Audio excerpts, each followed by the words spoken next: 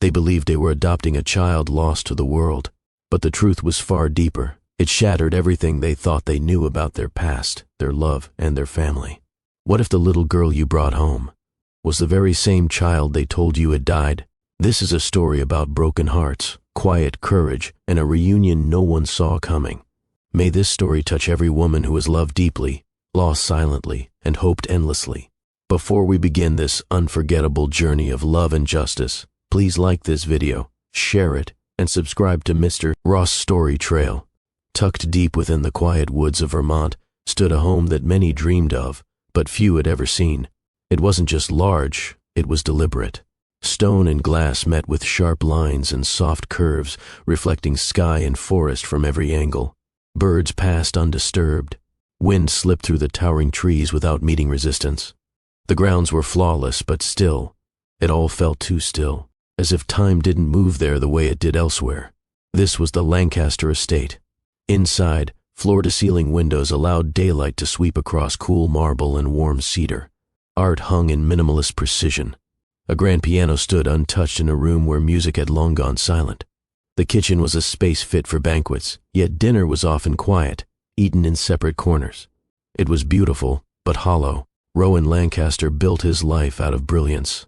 Known for revolutionizing sustainable energy solutions, his reputation extended across continents. He wasn't just wealthy, he was deeply respected. But Rowan had always been a private man. Public success never filled the quiet places within him. His work had been his identity until Mireille walked into his world.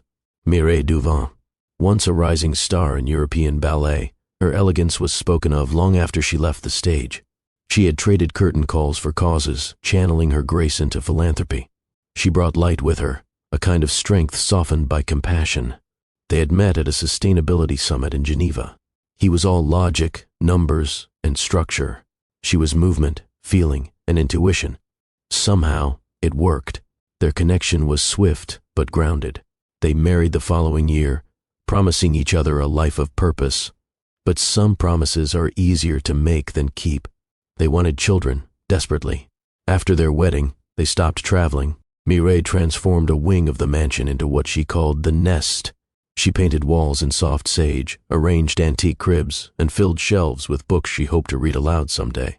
Rowan installed state-of-the-art air purifiers, climate controls, even soft-light night systems for newborns.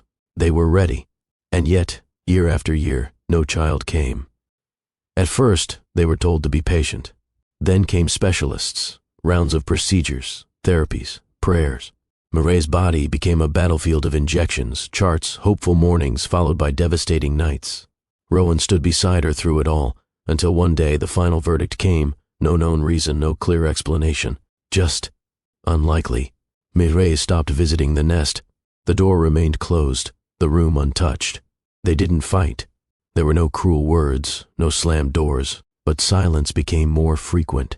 Breakfasts were often shared without conversation. Evenings passed with one reading and the other pretending to scroll. They still loved each other, but something was gone. Not lost, just too tired to reach for. It was the night before Mireille's 39th birthday when Rowan stared out at the tree line and realized something had to shift. She hadn't planned a celebration. No guests were invited, no cakes ordered, no dresses pulled from their protective covers. Mireille had told him, "Don't bother this year, I'm fine." But she wasn't. He remembered how her hands used to move when she danced, not just on stage, but when. She'd sway barefoot in the kitchen while cooking, or hum softly as she folded linens. That rhythm was missing now. Her movements had become careful, controlled, too quiet. So, he made a decision. Not for a retreat, not for jewelry, but something raw, something with weight. He called a friend in New York, someone who ran a struggling shelter in Brooklyn. Rowan asked if they could visit privately. No cameras, no media, just them. His friend hesitated. "It's not glamorous, Rowan. This isn't something you do for charity headlines." "I'm not doing it for that," Rowan replied. "I need her to feel something real again." He didn't tell Mireille right away. He simply said, "I want to show you something tomorrow. Just trust me." She looked at him for a moment, and beneath the weariness, something flickered. Not joy, but curiosity, maybe even hope. Have you ever met someone who changed your life in an instant? Comment below. if you believe people are brought together for a reason. The following morning, Mireille dressed simply, black pants, low boots, her hair in a loose twist. Rowan didn't say much on the drive. Neither did she. The roads wound through early winter's breath, bare branches against a soft gray sky. Eventually, the trees gave way to buildings, to noise, to life stacked upon life. Brooklyn wasn't quiet. It wasn't curated like their estate. It pulsed. As they pulled up to the shelter, Mireille blinked slowly, trying to take in what her eyes hadn't seen in years. Children. Crowded near a fence, the shuffle of staff trying to manage scarce resources, the scent of old soup and worn pavement. It was the kind of place where the world stopped pretending it was fair. She stepped out of the car without a word. Inside, the air was heavy. Rowan's friend Angela met them with a tired smile. "We weren't expecting you so early," she said. "The kids are just finishing breakfast. Some are in the common room. Some don't really come in." Mireille wandered as if her feet remembered where they needed to go before her mind did. Her eyes lingered on children's drawings, mismatched shoes, an old rocking horse with chipped paint. A small boy ran by with a wooden spoon and laughed like the world didn't owe him anything. Rowan stood behind her, letting her move, letting her feel. But it wasn't until they stepped outside, toward the back steps of the shelter, that something shifted. There, alone on a cold concrete, sat a little girl. She looked about 8. Her coat was too thin. Her socks didn't match. And beside her lay a stuffed rabbit missing one ear. She wasn't crying. She wasn't pleading. She simply sat still, watching the sidewalk like it held secrets she'd already heard too many times. Mireille stopped mid-step. She didn't speak, didn't ask who the girl was. She just knew. Angela whispered, "That's Adira. Been here a few months. She's quiet, doesn't trust people much. We don't know where she's from. Her last foster family said she was strange, hard to bond with." Mireille walked slowly toward her, each movement gentle. The girl didn't flinch. Their eyes met, and in that moment, something silent passed between them. Not pity, not charity, something deeper, something Mireille hadn't felt since her own arms ached for a child that never came. She knelt, eye level with Adira. Her voice was barely above a whisper. "Would you like to come with us?" Adira didn't answer. She simply nodded once. On the drive back to Vermont, the mansion felt farther away than ever. Mireille held Adira's hand the entire ride. The girl said nothing, but she didn't pull away. Back at the estate, the silence changed. It wasn't heavy anymore. It was waiting. Mireille showed Adira to a small guest room near her own. The staff had it cleaned, but Mireille herself placed the bedsheets. She added a soft blanket, fluffed the pillows, and found an old stuffed bear from her childhood locked away in a box. She placed it next to the rabbit with the missing ear. Rowan installed a nightlight in the shape of a crescent moon. That night, they didn't sleep much. Mireille stayed up in the hallway, listening. Adira didn't cry, but neither did she speak. She looked at her new room the way one watches a sunrise through glass, not sure if it's really meant for them. Rowan joined Mireille around midnight. "She's quiet," he whispered. "She's scared," Mireille said. Rowan exhaled slowly. "So are we." They stood in the hallway, shoulder to shoulder, listening to the quiet hum of something new being born. For the first time in years, Mireille cracked open the door to the nest. She didn't weep. She didn't collapse. She simply walked in, turned on the light, and smiled. Because something she thought she had lost forever was beginning to stir again. Hope. She didn't cry. Not when her last foster family left her outside the shelter. Not when the social worker took back the 2 small backpacks she had carried. Not when they told her she'd have to wait a little longer before being placed again. She just sat there, 8 years old, tiny, unmoving, her legs drawn in, her arms wrapped around a threadbare rabbit missing one ear. One hand clutched it tightly, like it held the only memory worth keeping. Adira didn't ask for anything. She didn't make noise. She simply stared, past people, past places, into something far away.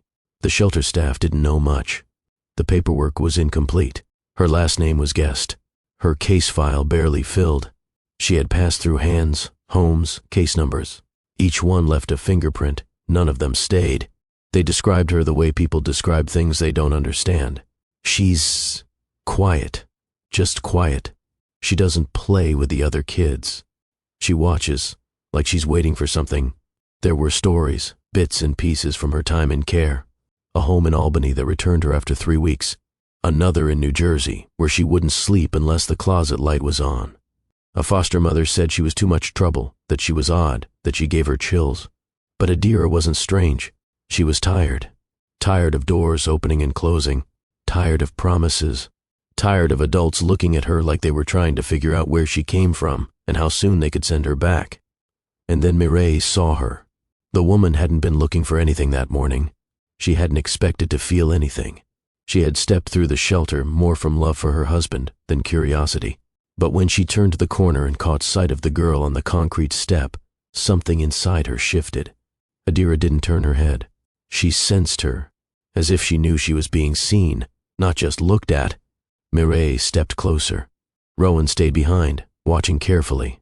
The woman's voice dropped low, careful not to startle her. Bonjour, mon petit. Adira's eyes met hers.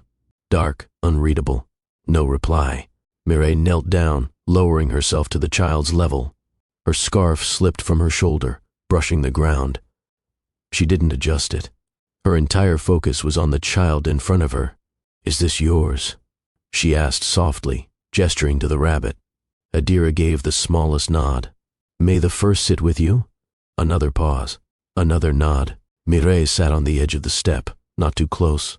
She didn't ask questions, didn't smile too hard. She just sat in silence beside her. She didn't need words to feel what was happening. It wasn't logical. It wasn't convenient. But it was right. She turned to Rowan, who was still near the doorway, and said with a voice both soft and certain, That one. He blinked. You're sure? Mireille nodded, but her eyes never left Adira. Yes. That one. Rowan walked over slowly, measuring each step. He was a practical man. He believed in data, in preparation, in structure. But he had also learned that some of the most important moments in life don't wait for spreadsheets. Still, he needed to understand. She doesn't have a placement? He asked Angela, the shelter director. She's been here 2 months. The last home wasn't a good match. We're trying, but... She shrugged. Some kids just take longer. Rowan glanced at Mireille, who was now tucking the scarf around Adira's shoulders like a mother would. She didn't ask for permission. She didn't need to. He felt a pull, not the same as hers, but strong enough to shift something in him. He cleared his throat. Let's talk to whoever we need to. I don't want her sitting out here another day. Angela looked surprised. We can start the paperwork, but the process can take time. I understand, Rowan replied, but I'd like to move it forward. Quietly, back at the estate that evening, Mireille said very little. She spent an hour in the guest room, adding a lamp, changing the sheets again, placing a small bowl of fresh fruit on the nightstand. Even though she knew children didn't eat fruit from crystal bowls, Rowan stood at the doorway. She didn't say a word, he murmured. She didn't need to, Mireille replied. She could be any. She's someone. That's enough. He looked at her, the woman who had been fading little by little these past years, and saw something returning to her face. Not just hope, purpose. He placed a hand on her shoulder. I'll call the lawyer in the morning. The call went out the next morning. Rowan's legal team worked swiftly, not by cutting corners, but by knowing exactly which doors to knock on. His name held weight, and the state had no reason to delay what looked, on paper, like a blessing, a child with no placement going into the care of a stable, well-resourced couple with a safe home. But this wasn't about influence, not for Mireille. She stayed close to the shelter that week, returned every day, not for meetings or signatures, just to be there, to sit, to listen. Adira never asked questions. She followed Mireille around like a quiet shadow. She ate when food was placed in front of her, though never too much. She accepted clothing, though she refused to part with the rabbit. At night, Mireille would leave after brushing Adira's hair slowly, gently, as if trying to smooth away every ache she couldn't name. One evening, while Mireille zipped up Adira's coat after a chilly walk, the child looked up and asked, Are you going to send me back too? Mireille froze. The words weren't said with anger. There was no defiance in them, just weary expectation. She bent to eye level and took the little girl's hands in hers. No, she said, I'm not sending you anywhere. Adira blinked once, and then looked away. She didn't believe her, not yet. But belief wasn't a demand.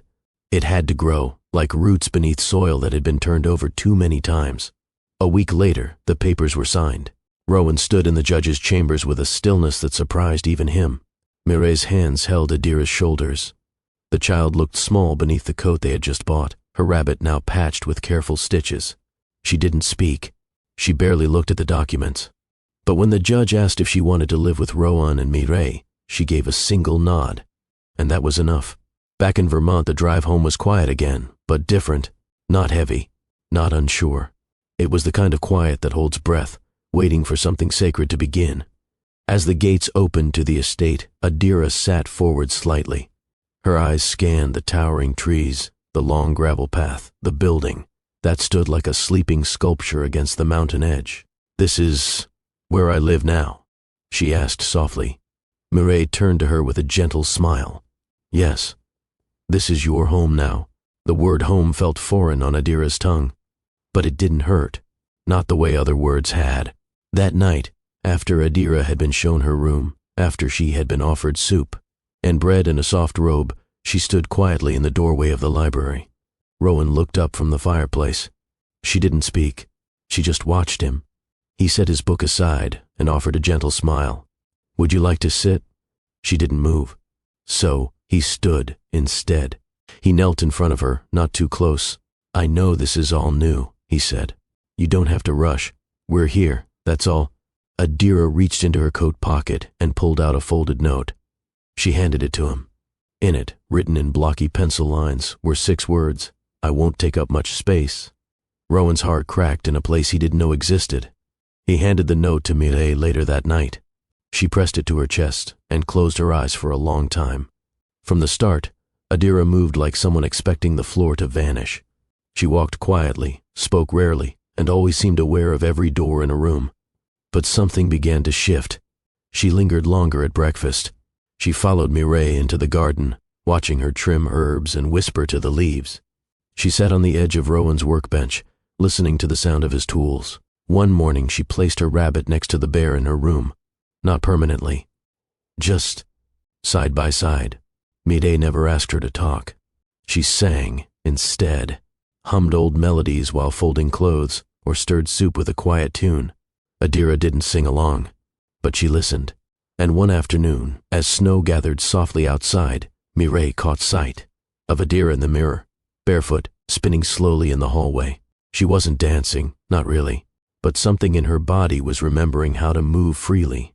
That night, Rowan stood outside Adira's room, hand resting on the frame. Mireille stood beside him. "You really believe this was fate?" he asked quietly. She nodded. "I do."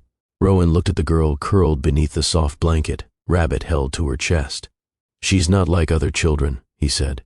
"No," Mireille replied. "She's exactly who she is. That's what makes her special." Rowan nodded slowly. He didn't always believe in instinct the way she did, but this time, he felt it too. There was something about Adira, something familiar, like they had been waiting for her all along. The mansion was still the same, but something felt different now. Adira's arrival didn't bring noise or chaos. It brought presence. Her footsteps were soft, her movements careful. She didn't run through the halls or ask questions. She walked slowly, always aware of her surroundings, her eyes catching every shift of shadow and light. The first few days were quiet, not empty, just uncertain. At breakfast, she barely touched her plate. Mireille tried to guess what she liked: pancakes with strawberries, toast with cinnamon, warm porridge with a touch of honey. Adira tasted them all, but never finished more than a few bites. When Mireille poured juice, Adira would nod in thanks, but never ask for more. Rowan kept a polite distance at first. He understood that his voice, deeper and firmer, might startle her. He let Mireille take the lead, watching from nearby with a protective stillness. That first week, Adira didn't speak, not even one word. She blinked when spoken to, nodded occasionally, but mostly she listened, always listening. Mireille, once full of expressive gestures and warmth, now moved with cautious grace. She didn't want to push. She didn't want to cause fear. Her instinct to mother was strong, but her restraint was stronger. She tucked Adira in each night, whispering gentle blessings in French.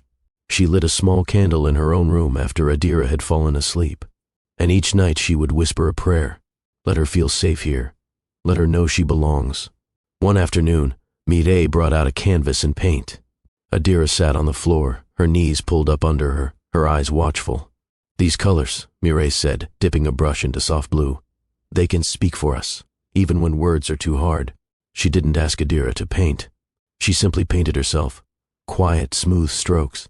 A hill. A girl with closed eyes. A rabbit with one ear. Adira looked at it for a long time.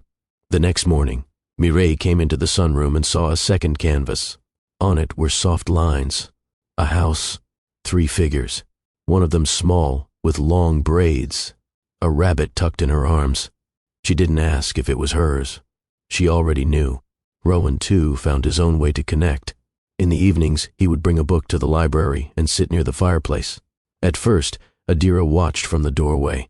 Then, day by day, she stepped closer. One night, he opened the book and read aloud.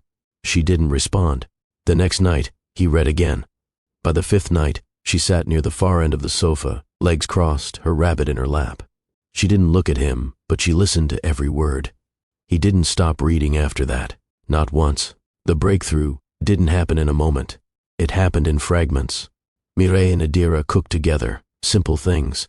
Cutting fruit, kneading soft dough, sprinkling cinnamon sugar over warm buns. Mireille began humming while they worked. Not loudly, just softly enough to warm the silence. One evening, she put on music in the kitchen. A slow instrumental. She moved as she stirred the sauce. A gentle sway. A twirl. Adira stood near the table, still. Mireille reached out her hand. Adira hesitated. Then, slowly, her fingers slipped into Mireille's. They danced. 2 figures, one healing, one just beginning to trust, turning softly between the golden light and flickering stove. But healing isn't linear. One night, Rowan dropped a book by accident. The sound echoed sharply through the hallway. Adira screamed. A raw, guttural sound, not loud, but panicked. She bolted from the kitchen, her rabbit left behind. Mireille found her behind the curtain in the music room, trembling. She didn't ask what happened. She didn't speak at all. She simply knelt, slowly pulled Adira into her arms and held her. The shaking lasted minutes, long, painful minutes. When it finally stopped, Adira whispered, I thought someone was angry." "No," Mireille said gently. "No one is angry, my love." That night, Mireille didn't sleep. She lay awake, replaying every detail. The scream, the retreat, the fear. What kind of life had this child lived before coming here?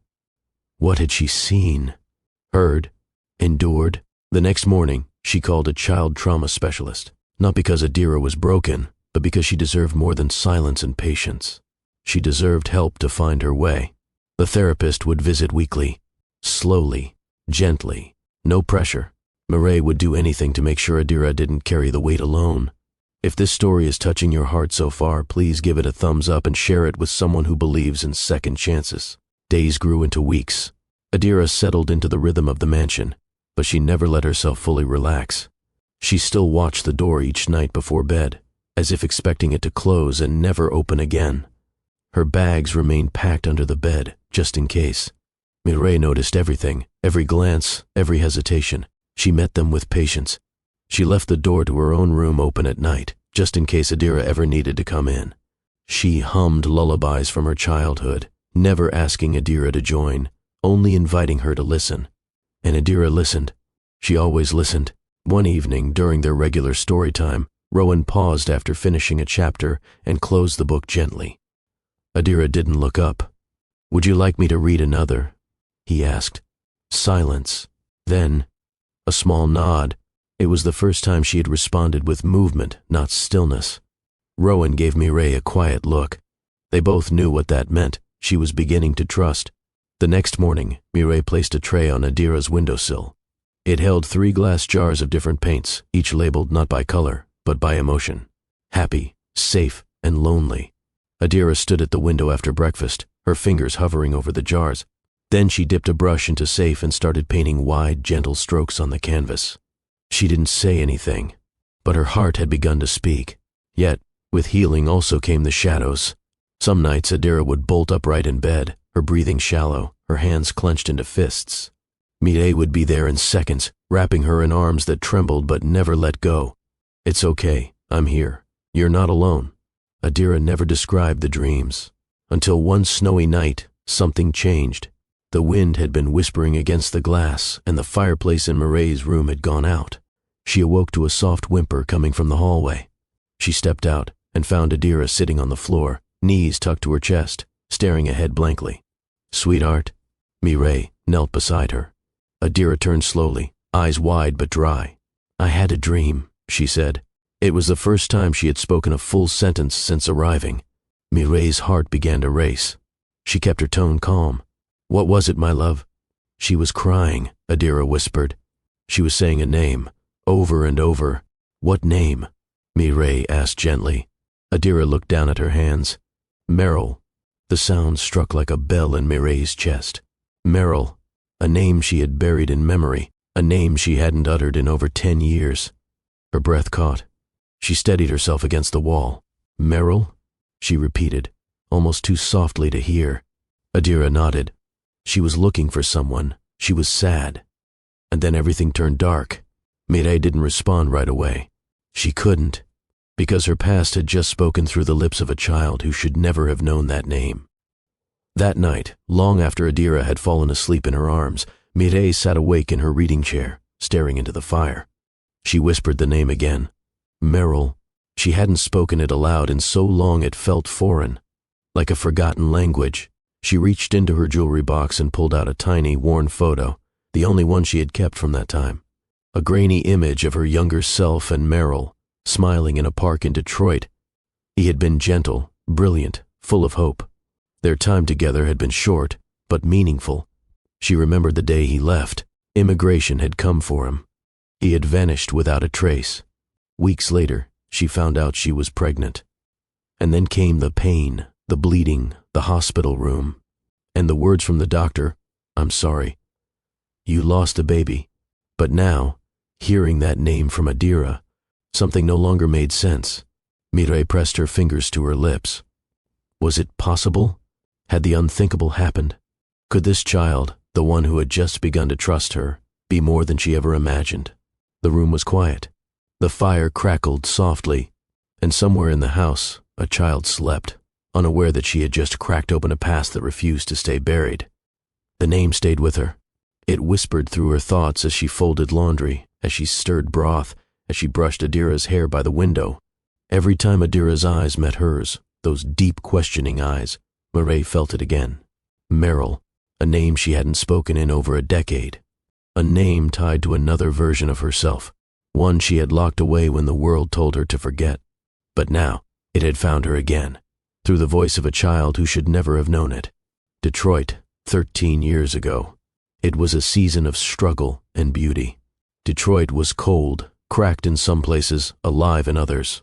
Mireille had come to teach ballet at a local center for underprivileged children. She had just left her European career behind, not because she had to, but because something inside her told her it was time to give something back. That's where she met Meryl. He volunteered at the center, soft-spoken, with warm eyes and a mind full of ideas. He had come to America years earlier from Turkey, chasing the hope of building a life where his dreams could breathe. They were drawn to each other in quiet moments, a shared cup of tea after rehearsals, long walks in the frigid air, where they spoke of books and futures and the places they hoped to see. There was no grand declaration, just presence, kindness, laughter shared in silence, and then love. It happened gently, like waking into something already familiar. Meryl made her feel seen, not for her fame or grace, but for the woman she was beneath all of it. But life wasn't fair to him. He worked under the radar, always glancing twice before walking into a building. He avoided certain streets, certain questions. He never said it aloud, but Mireille knew he wasn't here legally. The fear followed him. One afternoon, he kissed her hand longer than usual. "If they come," he said quietly, "don't be afraid for me." She had clutched his fingers tighter. "They won't." But they did. One day, he was gone. No call, no note, just absence. She searched, called every number, knocked on every door. Nothing. No one could tell her where he'd been taken, or if he was still in the country at all. Weeks passed. Then, the nausea came. At first, she thought it was stress, grief curling in her stomach. But she knew, deep down, she knew. She was carrying his child. Mireille didn't tell anyone. Not at first. She wrapped her hands around her stomach like a secret prayer. She made plans in silence, bought baby clothes when no one was looking, sang softly to the little heartbeat growing inside her. She imagined the baby would have his eyes, that same steady warmth. But the joy didn't last. It started with pain, a tearing, twisting sensation that dropped her to her knees one night in her tiny apartment. She remembered crawling toward the phone. Cold sweat, blurred vision, the emergency lights outside her window, the siren, the hospital ceiling. Then, sleep. When she awoke, a doctor stood by her bed with folded arms. There were complications, he said. She asked for the baby. He paused. I'm sorry, you lost it. She didn't scream, didn't cry. She simply closed her eyes and let silence fall like snow. The days after were a blur. Friends offered comfort. Flowers came and went. Mireille didn't return to the studio. She packed up the tiny clothes she had bought and placed them in a wooden box she locked at the back of her closet. She left Detroit soon after and never looked back. Time passed. She met Rowan. She told him the story, but only the broad strokes. She called it a sad memory, not a defining one. She buried it so deep that even saying the name Merrill had felt like waking the dead. Until now, back in the present, Mireille stood at the mirror, staring at her own reflection. She touched her stomach, now flat and quiet after all these years. Adira's voice from that night echoed again. She was crying. She kept saying Merrill. It wasn't possible. It couldn't be possible. But what if it was? What if the baby hadn't been lost? What if she'd been taken? Mireille didn't waste time. The morning after Adira spoke the name, she stood in the sunroom with a notepad in hand. The tea beside her had gone cold, untouched. Her fingers trembled slightly as she scrawled names, hospitals, doctors, anyone who might still remember. Rowan watched her from the kitchen, a quiet crease between his brows. He knew this look. It was the same one she wore when she'd choreographed dances, precision mixed with emotion. But this wasn't art. This was a search for truth. He walked in slowly. Do you want help? Mireille looked up. Not yet. I need to know what I'm looking for. Her first call was to the hospital where she'd been admitted all those years ago in Detroit. The receptionist transferred her 3 times before she reached records. Ma'am, we're not seeing a digital record under your name from that date. Mireille paused. That's not possible. I was admitted in critical condition. There has to be something. If the file wasn't transferred into our current system, it may have been archived or lost. Paper records from that period were only partially digitized. Is there a supervisor I can speak to? A sigh. They'll tell you the same. She hung up, her hand tight around the phone. Lost records, incomplete files. It didn't sit right. The image of the doctor, cold, certain, delivering the news with practiced detachment, flashed in her mind. She remembered asking for the baby. Remembered being told she was sedated too long, that the pregnancy couldn't be saved, that she shouldn't blame herself, but none of it had felt clear. She called Elise next, an old friend from Detroit, one of the only people who knew everything. They hadn't spoken in years, but when Mireille explained what she was trying to find, Elise didn't hesitate to meet her via video. Her face appeared on the screen, a little older, eyes wiser. I always wondered, Elise said, almost immediately. There were things that didn't make sense. What do you mean? I was working the night you were brought in. I wasn't assigned to you, but I remember the commotion. Something about an out-of-state patient who was given high-priority attention. I saw your chart being pulled by a man I didn't recognize, definitely not hospital staff. Do you remember his name? Elise shook her head. No. But he wore a dark overcoat, said he was there on behalf of the family. I assumed it was someone you knew. Mireille's throat tightened. I don't have any family in the States. I know. There was a long pause. Elise. Mireille leaned in. Is there any chance the baby wasn't lost? Elise's expression changed, something between fear and guilt. There were rumors, quiet ones. A nurse said she saw the infant alive after the surgery, that she was crying, but the next shift, the chart was gone. I asked questions, but I was told to leave it alone. By who? A senior doctor. One who's no longer there. He said it was above my level, that everything had been handled. Handled, Mireille echoed bitterly. Elise looked away. I didn't know what to believe, but I never forgot it. Mireille sat frozen after the call ended. The room around her blurred at the edges. She had mourned a child who might never have died. She had trusted a system that may have erased her without a second thought.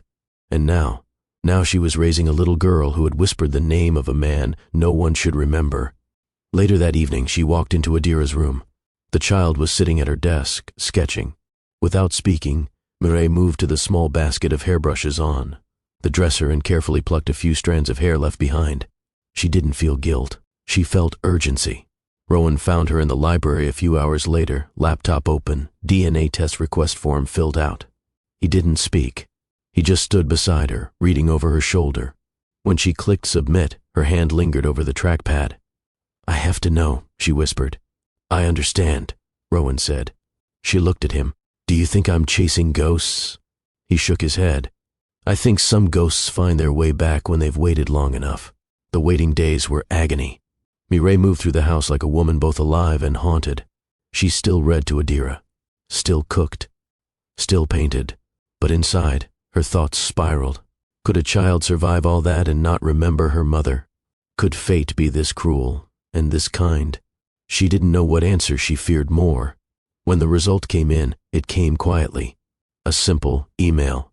Rowan opened it while Mireille stood behind him, breath shallow. He read the message once, then again. He turned to face her. Mireille. She saw it in his eyes before he said the words. She's yours. She didn't collapse. She didn't cry right away. She stood still, her hand over her heart, as if bracing herself for the realization to finish crashing through. Adira, her daughter, taken, raised by strangers, discarded by the system, returned by something greater than logic. That night, Mireille stood at the doorway of Adira's room, watching her sleep. The child stirred, clutching her rabbit, brow furrowed. Mireille whispered, You came back to me. And for the first time in years, peace wrapped around her like a warm shawl. Not because the story was over, but because she finally knew the truth. The next morning, Mireille sat at the edge of her bed with the curtains drawn wide. Light poured into the room, but her thoughts remained fixed on the shadows of yesterday. She had the truth now. Undeniable. Scientific. Real. Adira was her child. The daughter she had mourned. The baby she had cradled in her dreams. Alive. Here. Under her roof. But with that truth came something else. Something colder. The lie. Who had made the decision? Who had taken her child from her arms and told her she had none? Who had the power to steal a life and expect silence? Mireille rose with a stillness that bordered on eerie calm. She wasn't panicked. Not anymore. She was focused. She returned to the notepad. Names. Dates. Places. She began mapping the timeline, every step from her admission to the day she left Detroit. Something didn't line up. The hospital had no record of discharge under her name for that week. Her case file had been archived improperly. One call after another. One missing file after the next. One department transferring her endlessly, apologizing for systems lost in digital transition. She heard the same phrases over and over. It's probably just a clerical error. There's no foul play here. Are you sure your memory isn't affected by trauma? That last one made her hang up without saying a word. She wasn't confused. She had been deceived. Her next call was to Elise. They spoke again that evening, video call glowing between them, both women changed by time and the weight of long-held silence. I sent the DNA test, Mireille said without preamble. The results came back. Elise looked at her through the screen. And, she's mine. There was a pause, then a long, trembling exhale. I always feared that was possible, Elise admitted. There were rumors for years, whispers about babies being reassigned, especially when the mother had no close family. No voice to fight back. Mireille's heart dropped. What do you mean, reassigned? Taken, Elise said plainly. Given away. Or sold. No, Mireille whispered, shaking her head. Yes, Elise said, but it was rare and dangerous to talk about. Anyone who asked too many questions was transferred or let go quietly. Mireille gripped the edge of the table. You said you saw a man in a coat, someone claiming to represent my family. I did, Elise confirmed. But I didn't recognize him. It wasn't anyone I knew from your circle. Can you describe him? Tall, silver hair, clean-shaven, heavy American accent. Carried himself like someone used to authority. A chill shot through Mireille's spine. The description settled in her chest like a weight. She didn't say it aloud. Not yet. That night, she returned to the study. She opened a locked drawer Rowan rarely touched. Inside were old family photos, Lancaster archives, spanning generations.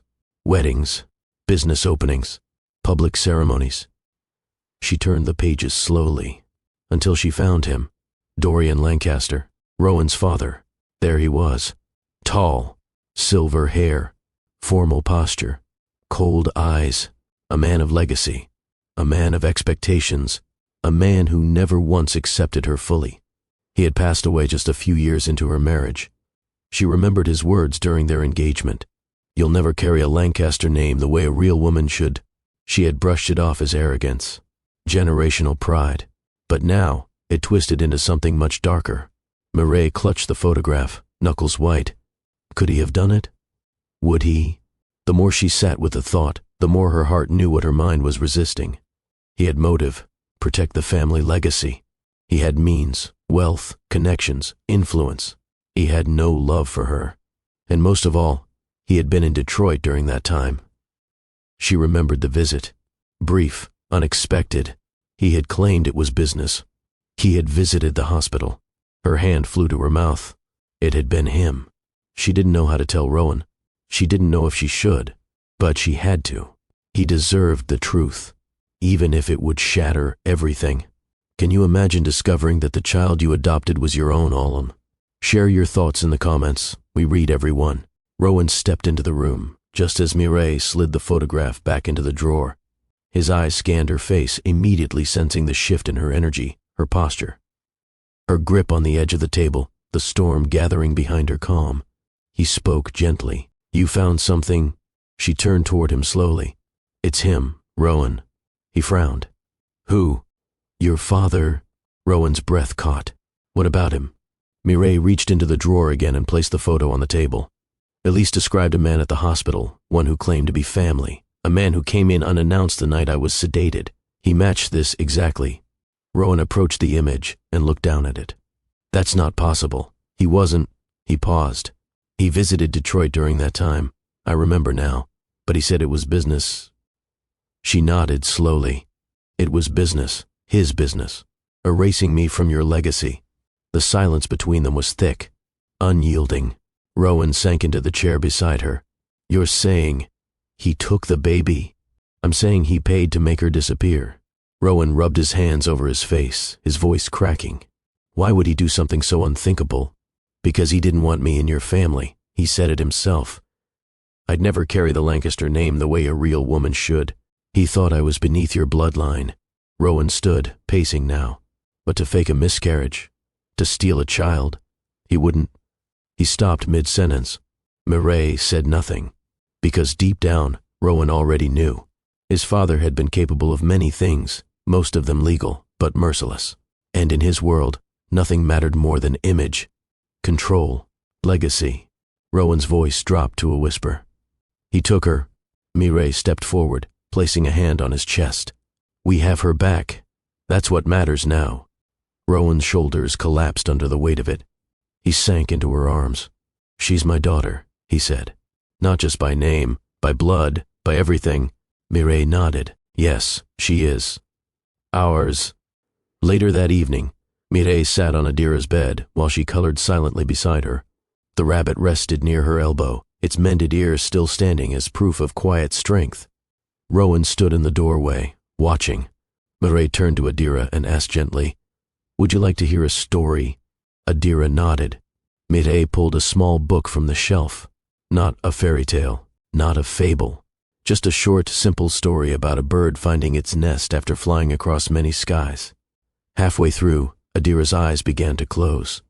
Mireille paused. Adira's voice, soft and sleepy, floated into the room. Was the nest always there? Mireille blinked back tears. Yes, love. It was waiting. Just like we were. Adira smiled, eyes closed.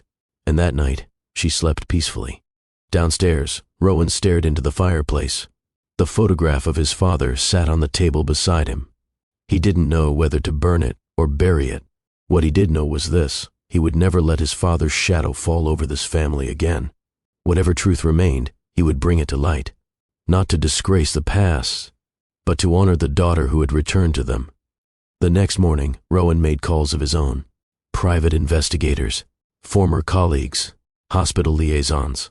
He wanted answers, not for vengeance, but for clarity, for closure. He didn't tell the media. He didn't seek public sympathy.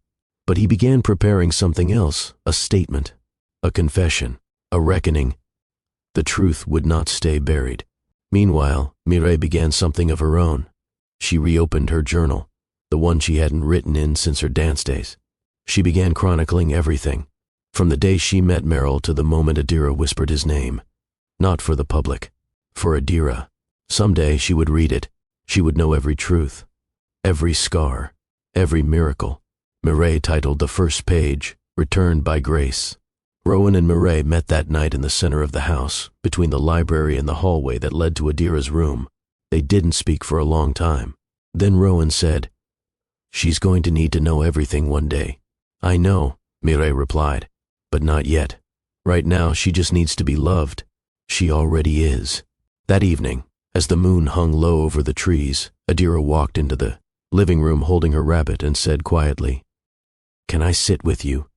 Mireille opened her arms. "Always." Rowan reached out his hand too. "You don't need to ask, little one." Adira curled between them on the couch, safe in the space where lies had been replaced by something stronger. Truth and love. Rowan had spent years convincing himself that his father had simply been difficult, demanding, cold, obsessed with reputation, but never cruel.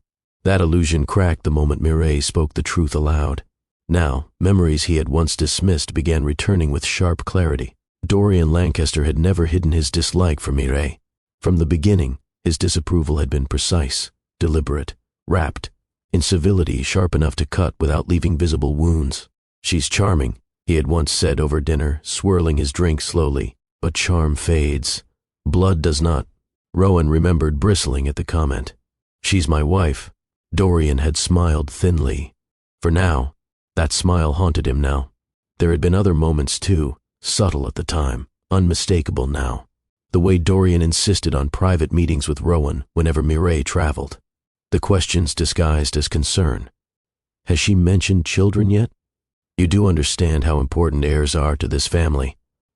When Rowan reminded him that fertility wasn't guaranteed, Dorian's voice had hardened. "Every problem has a solution," he had said. "Some solutions simply require discretion." Rowan had laughed then, nervously. He hadn't understood. He understood now. The night Mireille collapsed in Detroit, Dorian had called Rowan unexpectedly. "I heard she's unwell," his father had said calmly. "I'll handle things." Handle things. Rowan had been grateful at the time. Dorian was powerful, connected. He trusted him. That trust had cost Mireille her child. Rowan sat alone in his study, files spread across the desk. Bank records, old travel logs, archived communications. There it was. A payment to a private foundation connected to the hospital. Large. Quiet. Unquestioned. Another payment followed weeks later, to a third-party legal office specializing in family placements. Rowan's stomach turned. He hadn't wanted proof, but it was there. His father had paid to make a child disappear. Mireille stood at the doorway, watching Rowan read. Her hands were clenched so tightly her knuckles had gone white. "He didn't just take her," she said. "He erased me." Rowan looked up, eyes glassy. "I didn't stop him. You didn't know." "I should have known," Rowan replied, voice breaking. "He raised me. I understood how his mind worked. I just chose not to see it." Mireille's voice trembled, not with weakness, but fury. "He decided my body was inconvenient, that my child was a threat to his legacy." She pressed a hand to her chest, breath uneven. "Do you know what it's like to mourn a baby that never died?" Rowan stood, crossing the room in 2 steps.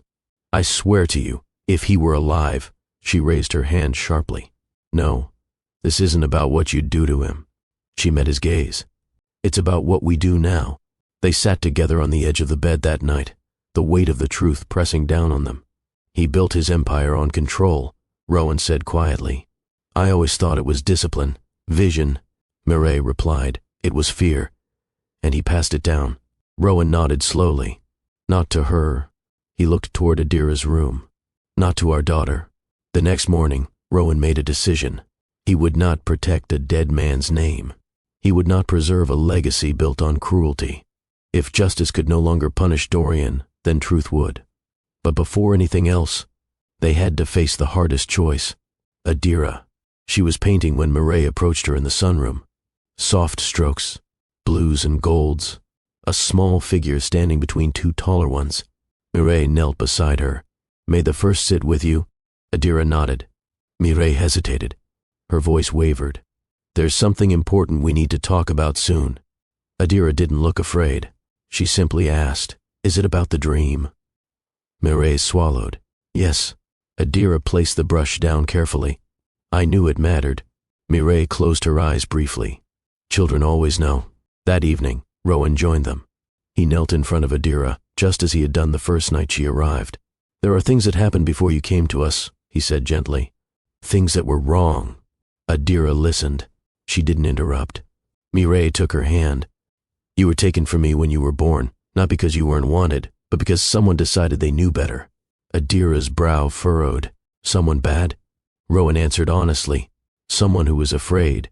Mireille added, and afraid people sometimes do terrible things. Adira thought for a moment. Did he stop loving me? Mireille shook her head fiercely. He never knew you. But we always loved you, even when we didn't know where you were. Adira looked down at her rabbit, fingers tightening. Then she looked up again. So, you didn't leave me? Mireille pulled her into her arms. Never, not for 1 second. Adira didn't cry. She leaned into the embrace and whispered, I thought maybe I was invisible. Rowan's heart shattered. You were hidden, he said softly. There's a difference. That night, Adira slept between them. Not out of fear, but choice. In the silence, Rowan stared at the ceiling, guilt burning deep in his chest. He had inherited his father's name, but he would not inherit his cruelty. He would spend the rest of his life making sure of that. Rowan stood by the tall windows of his father's former study. The room hadn't changed since Dorian's passing. Dark oak shelves, military, straight books, leather chairs placed with mechanical precision. It smelled faintly of old paper and authority. He hadn't come here since the funeral. He'd avoided it, as if the silence might echo with old judgments. But now, he needed to face it. This was where Dorian had operated, where he had made decisions that ripped lives apart, where he had decided that Mireille wasn't good enough, and that an innocent child didn't deserve her own mother. Rowan walked to the old desk and opened the center drawer. Inside was a key. He knew what it unlocked. In the lower level of the estate, past the wine cellar and archives, sat a private safe Dorian once used for personal business files. No one had opened it since his death, not even Rowan. His father's lawyers had said it was sealed and of no concern. Rowan turned the key. Inside were 3 folders. The first was labeled personnel. The second, asset removal. The third and final one, MD 2011. Rowan's hand trembled. He opened the last folder. Inside, a printed medical report with Mireille's name, a physician's summary, altered, dates scribbled out, discharge forms with forged initials, a ledger with numbers and initials, and stapled to the back, a single Polaroid of a newborn with the word place written across the bottom. Rowan's jaw clenched. He wasn't reading theory anymore. He was reading the proof. His father hadn't just interfered. He had executed a full operation to remove Adira from Mireille's life. The cruelty was precise, planned, calculated. Rowan placed everything on the desk upstairs for Mireille to see. She sat in silence as she scanned each page. Then she stood up, walked to the fireplace and stared at the embers. I want it exposed, she said. Rowan turned toward her. We can release it anonymously, through the right channels. A journalist, a legal contact. No, she said, her voice steady. I want us to do it. He paused. This isn't just my story, she continued. It's hers, and the world needs to hear it from the ones who lived it. He took a slow breath. If we do this, your name, our family, I don't care about a name, she interrupted. Not one built on lies. 2 days later, Rowan stood before a camera in the grand room that once hosted quiet Lancaster meetings. No press, just a videographer, a camera, and truth. Mireille sat beside him, holding Adira's hand. Rowan began. My name is Rowan Lancaster. For most of my life, I was taught that reputation was everything. That image mattered more than truth. I believed that, until I learned that the man I trusted, my father, used that belief to destroy something sacred. He paused. Mireille continued. Over a decade ago, I was told I lost my child. I mourned her. I buried a future I never got to meet. But what I was told was a lie. That child was taken from me, hidden, placed into a system that never should have touched her. Rowan spoke again. Through a series of actions my father orchestrated, our daughter was stolen. We found her again through a miracle. But no parent should ever need a miracle to uncover the truth. Mireille looked into the camera with quiet power. We're not sharing this for pity. We're sharing it for justice. For every mother who was silenced. For every child lost in the shadows of power. She turned to Adira. The girl looked into the camera, eyes calm. I'm home now, she said. The video was shared 2 weeks later. It spread without any promotion. People listened. People cried. People questioned institutions they had always trusted. The Lancaster name changed, but so did the world. Back home, the mansion breathed differently. The rooms felt lighter, the air less burdened. Adira danced more often now, barefoot across the kitchen tiles, arms spinning in circles only she understood. Rowan built her a reading nook in the garden. Mireille painted again, not from pain, but from joy. They were a family, no longer hiding from the past, but standing fully in the light of truth. It was a late afternoon in spring. The garden was alive with quiet movement, petals shifting in the breeze, the rustle of leaves, the hum of bees floating lazily between blossoms. The air held that rare balance, soft warmth and stillness, as if the world itself was pausing. Mireille had chosen this moment for a reason. Adira sat on the stone bench near the lavender bushes, her rabbit resting quietly beside her. She was humming a tune under her breath, one she had made up weeks ago while painting near the kitchen window. Mireille approached, a blanket folded over her arm and placed it across the bench. Adira looked up, eyes calm, curious. May the first sit with you? Mireille asked. Adira nodded. The two sat in silence for a moment. Then Mireille gently reached out, brushing a strand of hair from Adira's cheek. There's something I want to tell you, she began. Adira blinked. Is it about the story? Mireille smiled softly. Yes, it's about our story, yours and mine, and how it began long before that day at the shelter. Adira tilted her head slightly, as if trying to understand what couldn't yet be spoken. Mireille took a slow breath. When I was younger, I loved someone very deeply. His name was Merrill. He was kind, full of dreams. He made me feel safe. Adira listened quietly, hands folded in her lap. We were going to build a life together, but before we could, he had to leave. And after he left, I found out I was carrying a baby. Adira's brows lifted. Mireille's voice cracked slightly. I was so scared, but also happy. I would speak to you, even before you were born. I would sing to you, paint for you, talk to you about the world I wanted you to see. She paused, glancing up at the soft clouds drifting by. But one night something went wrong. I ended up in the hospital, and when I woke up, they told me you had passed. Adira's eyes widened. I believed them, Mireille continued, her voice shaking. I mourned you. I held onto your memory like a piece of my own soul. And then, I was told to let go. Adira looked down at the ground. Her shoulders stiffened. Mireille leaned closer. But the truth is, you didn't leave me. Someone took you, without my permission, without my knowing. They lied. Adira looked up, her mouth parting, but no words came. Mireille placed her hand gently over Adira's. I didn't find you in that shelter by accident. My heart recognized you even before I understood why. You're not just the little girl I adopted. She swallowed, her eyes brimming. You are my daughter, my real daughter. The same baby I carried, the same one they said I lost. You are her. Adira stared. Her breath quickened. You mean, I came from you? Mireille nodded, barely able to hold back the tears. Yes, my love. From me. Adira looked away, lips trembling. I don't remember. I don't remember any of it. You weren't meant to, Mireille said gently. They made sure of that, but your soul remembered. That's why you said his name in your dream. That's why you found your way back to us. Adira's voice was quiet. Why would anyone take me? Mireille wrapped both arms around her now. Because they were wrong. They thought they were protecting something important, but they were hurting something sacred.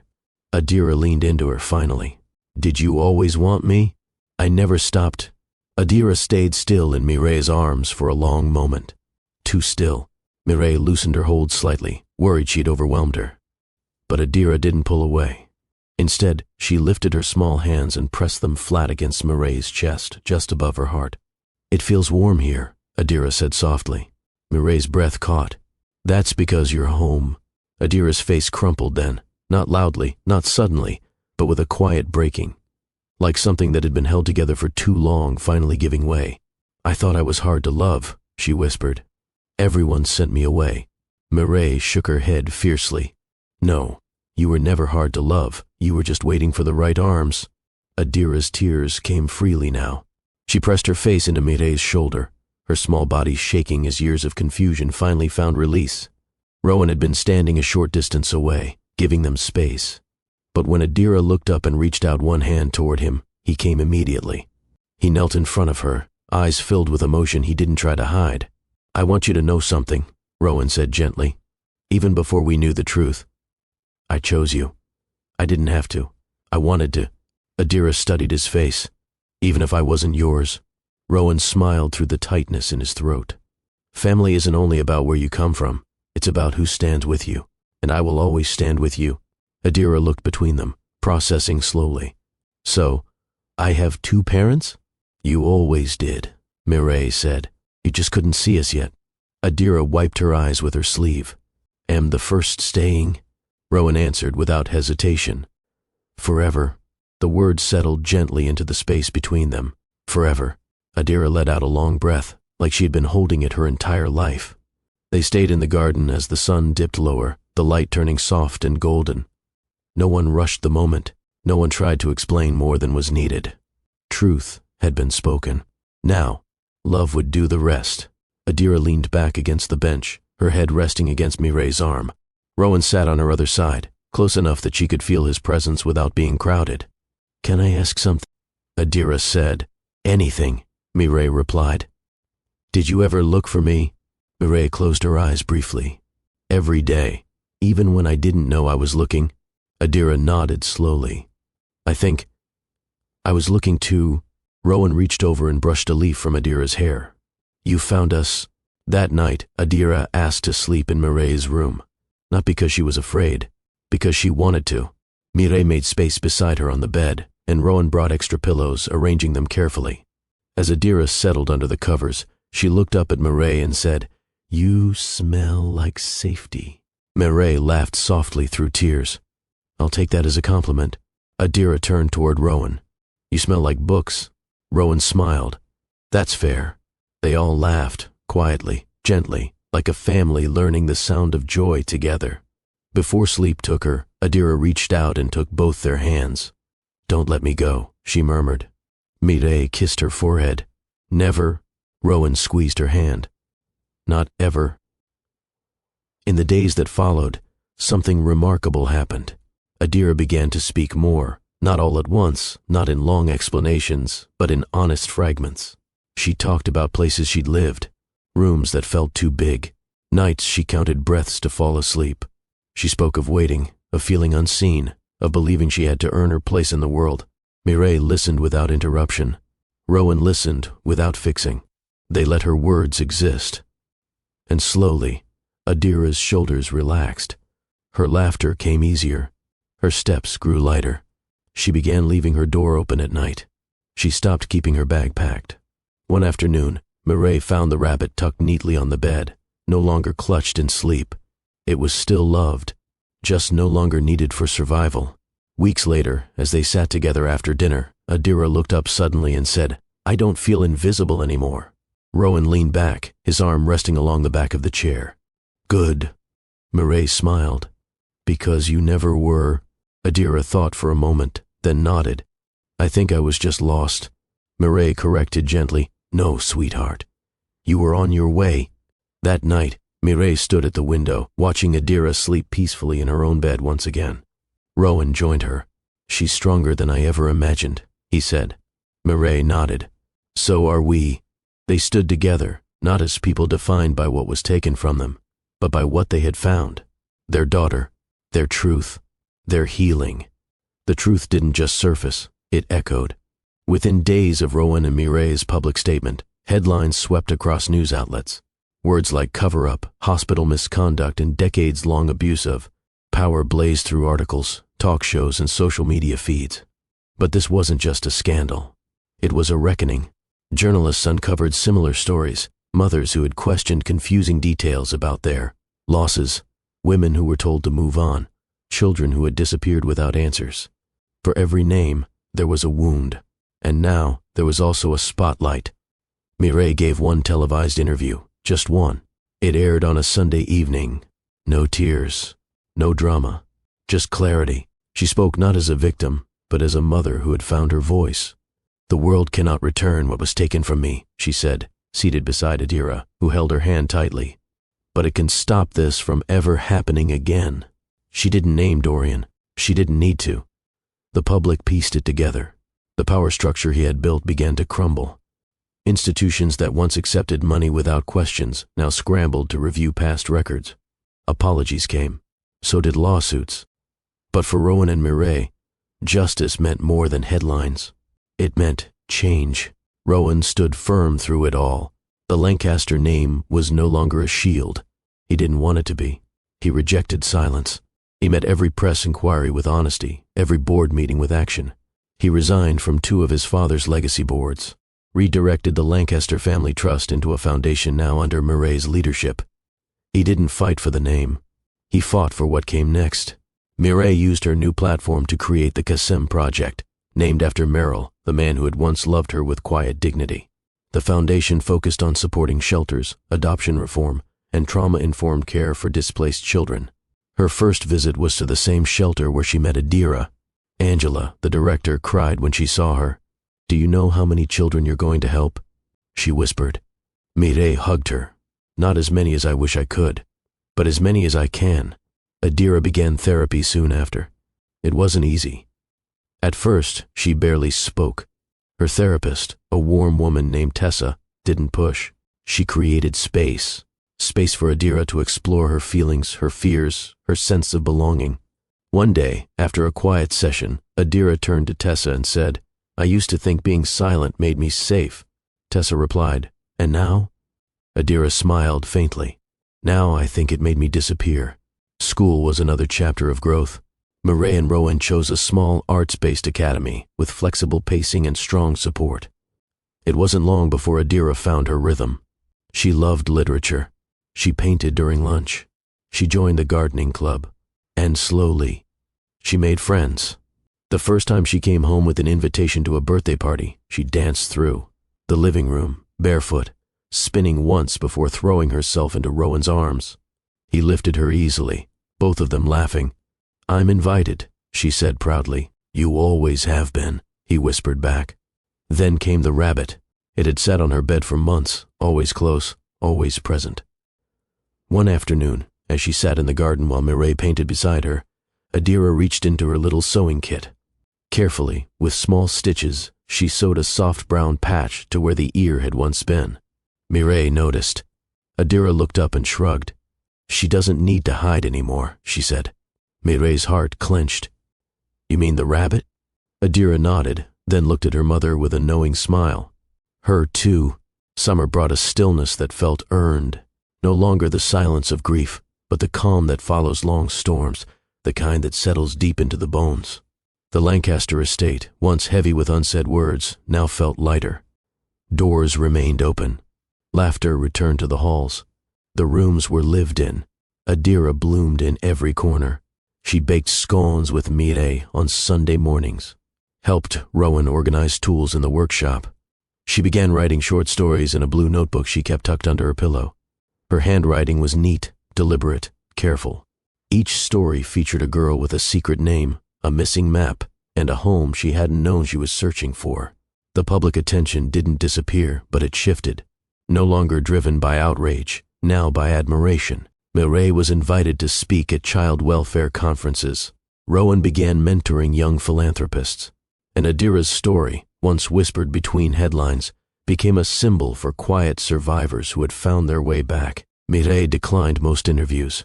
She didn't want the story to be entertainment. But there was one event she agreed to, a summit focused on healing and reform. She brought Adira with her. They didn't sit on stage. They sat in the audience, listening.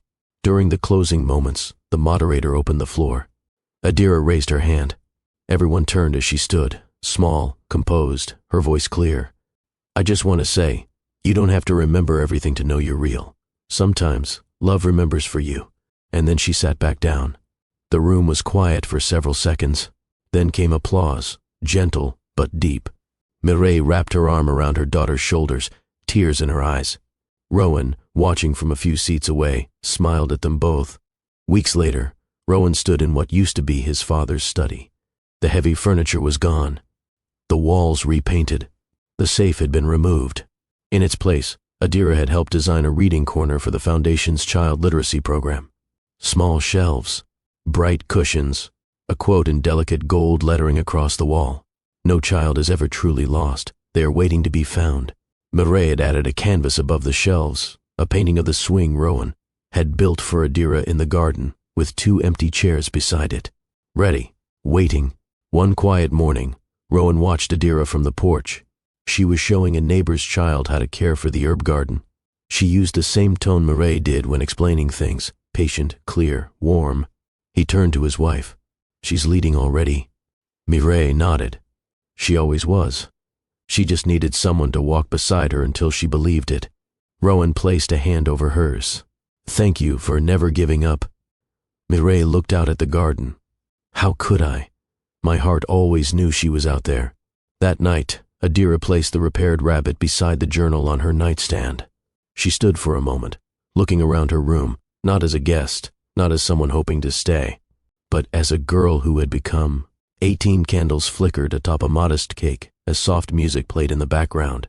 The lights in the room dimmed, casting a golden glow across the garden-facing hall. It wasn't extravagant. It wasn't meant to be. Just enough beauty to honor the moment, and more than enough heart to fill it. Adira stood by the glass doors, looking out over the lawn where lanterns swayed gently above tables dressed in soft linens. Around her were people who mattered, friends, mentors, teachers, and children from the shelters her family had supported. But tonight wasn't about charity. It was about becoming. Mireille adjusted the back of Adira's dress with gentle care. You look just like I dreamed you would.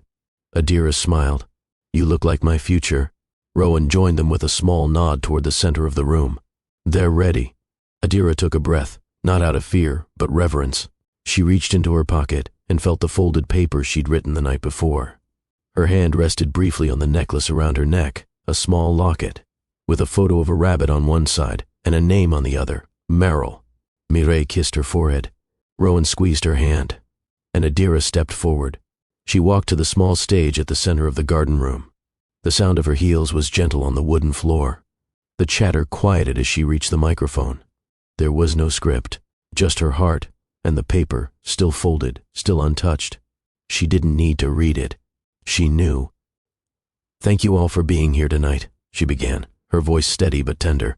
Today I turn 18, and if you had told me, even 5 years ago, that I'd be standing here, alive, safe, seen, I wouldn't have believed you. She paused, because I grew up thinking I was a shadow, a quiet mistake someone forgot to keep. Mireille inhaled sharply. But love, Adira continued, is stubborn. It doesn't give up, even when it's separated by time, by silence, by walls built from lies. She glanced at her parents. There was a woman who lost her child and kept loving her, and a man who chose a girl he didn't even know because something in him said, she belongs with us. The room was silent. No one dared interrupt. Adira's voice was steady, but behind it was the story of every page that had been torn out of her early life and rewritten with gentleness. I want to tell you what it's like to not remember where you come from, she said. It's like carrying a photo that's been worn down by time. You don't see the full picture, but you feel it. You feel the missing pieces.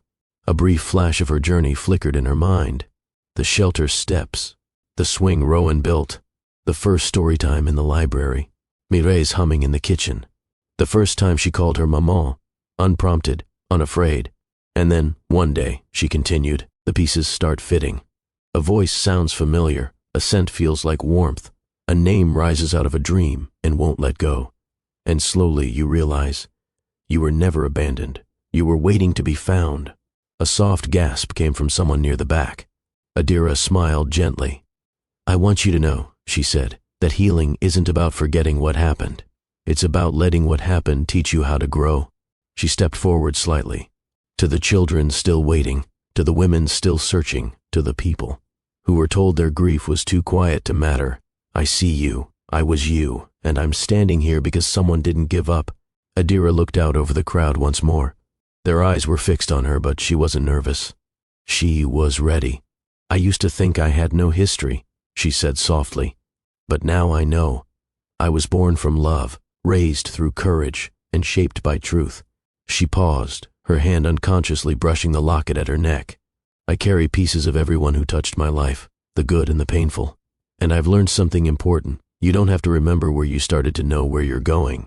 A breeze passed through the open windows, catching the edge of her dress, lifting. The paper in her pocket just slightly, still unread, still unnecessary. I have 2 parents who saw me before I could see myself, she said, her voice steady. They chose me, once by instinct, and again by truth. Not because they had to, but because love led them to me, and I led them back to what they thought they'd lost. She smiled now, full and free. And for anyone wondering if their voice matters, I promise you it does. Because I found mine, right here. With them. As she stepped back, the room remained quiet for a heartbeat, then erupted into applause.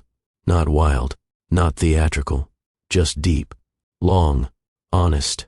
Mireille wiped her cheeks, her hands trembling as she reached for Rowan. He placed an arm around her and pulled her close. Together, they stepped onto the stage. Adira didn't hesitate. She turned and walked straight into their arms. 3 hearts, 1 embrace, years of pain held tightly between them. Years of healing released with 1 moment of stillness. A short film played after her speech. It had no narration, just images. A little girl on the shelter steps, holding a tattered rabbit. A woman, her eyes tired, kneeling before her with quiet hope. A man reading in a library, glancing up as small footsteps enter the room. A swing swaying gently. A painting of 3 figures beneath a sky of gold. A rabbit, stitched, whole. 3 hands reaching toward each other across a garden table. A hug in the dark. A new birthday. A quiet home, filled with light. And finally, a single line across the screen in white letters on black. I wasn't lost. I was waiting to be found. That night, as guests said their goodbyes and the stars filled the sky above the estate, Adira sat alone for a moment on the swing Rowan had built years before. The garden lights cast a soft glow across the grass. The rabbit rested on her lap, its ear no longer missing. Mireille approached, carrying a blanket. She wrapped it gently around her daughter's shoulders and sat beside her. You spoke beautifully, she said. Adira smiled. It felt good. Rowan joined them with 3 mugs of tea. You're braver than most people twice your age. Adira looked between them, the people who had walked through every shadow to meet her in the light. I didn't think I'd make it here, she said. But I'm glad I did. Rowan raised his mug. To healing, Mireille added. To home, Adira nodded. To truth. They clinked their mugs together and sat in silence. Not the silence of sadness, but the silence that comes when everything needed to be said. Finally has been. If this story moved you, help it move others. Like, share, and subscribe for more unforgettable journeys from Mr. Ross Story Trail. Because sometimes, the stories we tell are the ones someone's heart has been waiting to hear. In the end, stories are not just told, they're remembered. And this one, though full of loss, was never truly about what was taken. It was always about what survived. Love. The kind that waits quietly behind locked doors. The kind that whispers through dreams. The kind that doesn't rely on biology or law or perfect timing, but holds on, even when all evidence says to let go. Because love comes in many forms. Sometimes it looks like a mother kneeling beside a child on a shelter step. Sometimes it's a man reading aloud to someone who won't yet look him in the eye. And sometimes it's a girl who decides to believe in arms that have never dropped her.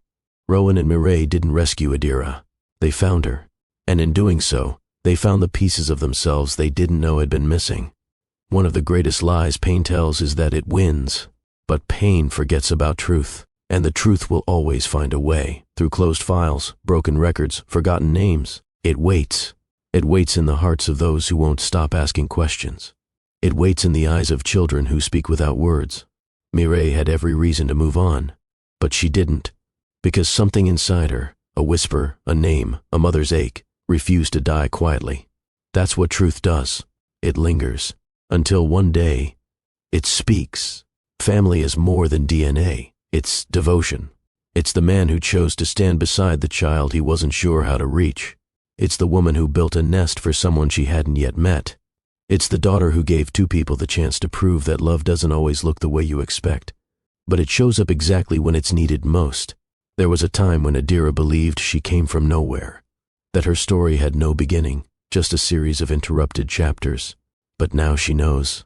No one is truly lost. We are simply waiting. Waiting for the hands that will hold us, the voices that will call us by name, the homes that were always meant to be ours, even if it took time to find them. And when we do, the world shifts. And finally, a mother's love is a force of nature.